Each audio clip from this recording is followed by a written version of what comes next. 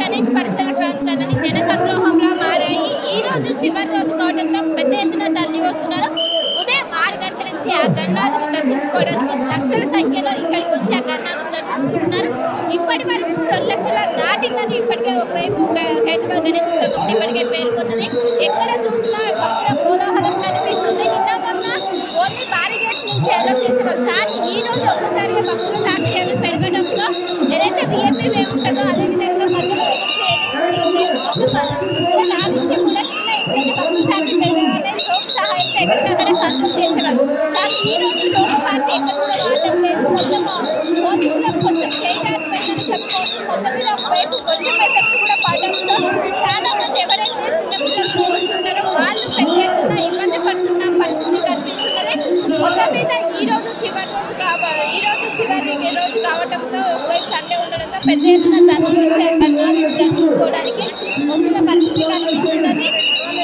Night 12 గంటల వరకు ఈ రష్ ఇంకా పెరిగే అవకాశం ఉంది. ఎందుకంటే జనరల్గా మన డే టైంలో పోల్చుకుంటే నైట్ టైంలో రష్ అనేది రోజు పెరుగుతుంది. దీంతో ఈ రోజు మళ్ళీ 6 గంటల నుంచి ఇంకా ఈ రష్ పెరిగే అవకాశం ఉంది. మొత్తం మీద ఒకవైపు ఎక్కడికక్కడ సిసి కెమెరాలను ఏర్పాటు చేసి ఎక్కడికక్కడ మానిటరింగ్ చేస్తున్న పరిస్థితి కనిపిస్తున్నది. ఇంకోవైపు నిబంధనలకు సంబంధించిన వెల్డింగ్ పనులు కావచ్చు, టస్కర్ వాహనం కావచ్చు, ఒకవైపు అన్ని సిద్ధం చేస్తున్నారు. ప్రతి సంవత్సరము ఏదైతే నిమజ్జనానికి ఏదైతే ముందు రోజు మధ్యాహ్నం నుంచి దర్శనాలు అనేది నిలిపివేశారు.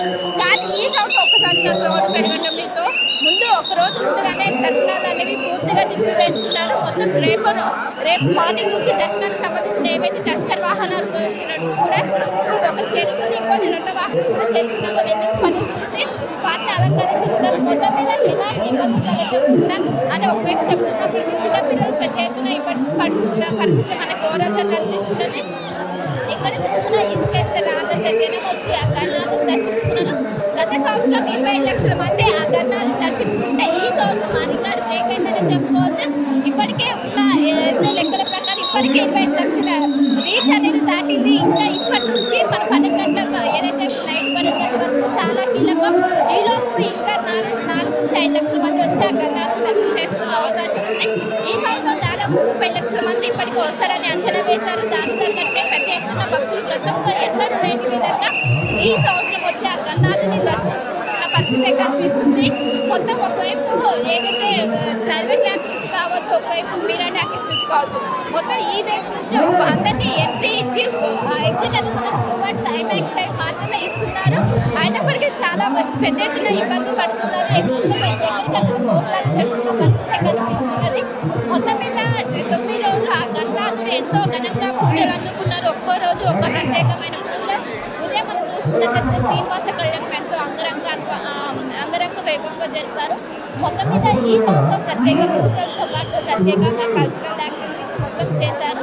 ప్రతి సంవత్సరం ఏ విధంగా చేశారు, ఈ సంవత్సరం అదే విధంగా చూసుకుంటూ ప్రత్యేకమైన ఏర్పాట్లు చేశారు.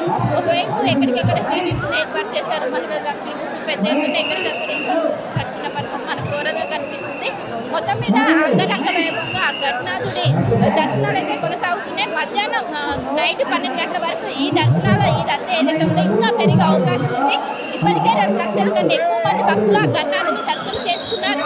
ఈ 12 గంటల తర్వాత ఇంకా 2 నుంచి 3 లక్షల మంది దర్శనం చేసుకునే అవకాశం ఉంది. మొత్తం మీద ఒక్కసారిగా భక్తుల తాకిడి పెరగడంతో పెద్ద ఎత్తున ఇబ్బంది పడుతున్న పరిస్థితి, ముఖ్యంగా మహిళలు పెద్ద ఎత్తున ఇబ్బంది పడుతున్న పరిస్థితి ఘోరంగా కనిపిస్తుంది. ఇంకోవైపు నిబంధనకు సంబంధించిన ఏర్పాట్లు ఘనంగా కొనసాగుతున్నాయి. ఇప్పటికి నిబంధనకు సంబంధించిన ఒక టస్కర్ వాహనం వచ్చింది. దానికి సంబంధించి ఎల్లింగ్ పనులు జరుగుతాయి. రేపు మొత్తం కూడా దర్శనాలు పూర్తిగా నిలిపివేసి మొత్తం ఏదైతే టస్కర్ వాహనం సంబంధించిన ఒకసారి జరుగుతున్నారు.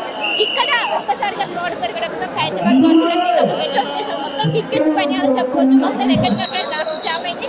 ఇంకోవైపు ట్యాంక్ పట్టు మొత్తం కూడా ఈ సరౌండింగ్ ఏరియాస్ మొత్తం ఒకవైపు ఇక్కడ భక్తులతో తీసుకుంటే అక్కడ ట్రాఫిక్ జామ్ ఎక్కడికక్కడ తీసుకుపోయిన పరిస్థితి మనకు ఘోరంగా కనిపిస్తుంది. అసలైన తొలి వెలుగు. ఫాలో వాట్సాప్ @తొలి వెలుగు official.